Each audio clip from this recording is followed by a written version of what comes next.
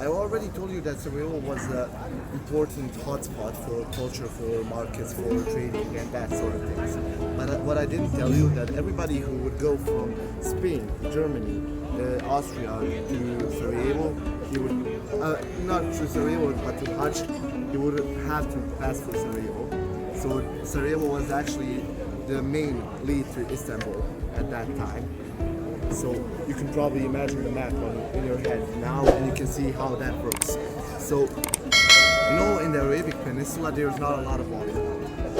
The thing was, with water, it was a good deed to give out waters to foreigners, to travelers.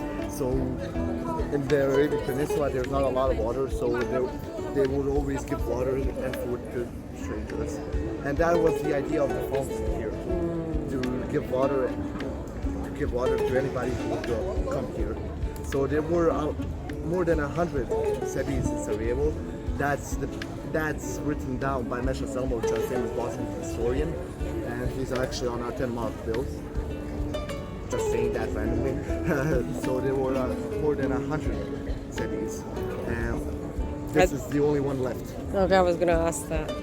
So it was built in 1753, and it was actually burned down and was 20 meters down the street. And now it stands here from the 19th century onwards, and there's only two more like this one that we built. So whenever Sarajevo is grateful for a city, so what the thing was that we give a Sabilj like this one but smaller, because we always have to have the largest Sabilj. Exactly. And one we gave to St. Louis in America for 250 years of St. Louis existing. And that's why, because there's a huge Bosnian majority in St. Louis. From 500,000 people, 100,000 are Bosnian. Okay. And there's a little Bosnia in St. Louis also. And the other one is in Belgrade, in Serbia. It's also smaller than ours, but we always saw Belgrade as a sister city to Sarajevo. And people from Belgrade, when they come to Sarajevo, we always host them with the utmost respect, with the utmost hospitality. And the same story could be said for Belgrade when Sarajevo people come here. And I hope. What was the purpose of it for again? You saying? For water. Just for water. For musafir aane ke liye. Okay. And there's a legend actually saying that whoever drinks from this side of the Sabilj will return to Sarajevo. Oh, okay. And whoever drinks from that side of the Sabilj, he will get married in Sarajevo. Okay. You can't drink on the other side, yeah. That's what every wife says. But you can always. No, go and drink. Let's see. Let's see if it Let's see what proves it or happens. not.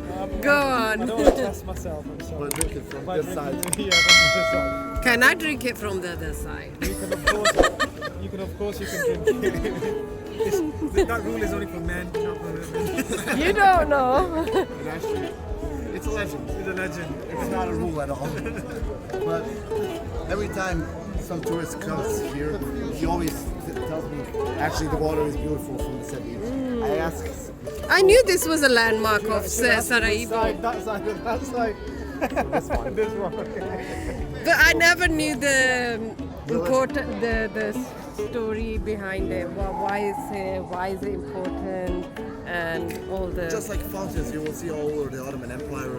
And that's something like the purpose. So that's somewhat of the purpose. Just to give out water for free, it's a good deed. It's a good Yeah. deed. Yes, it is.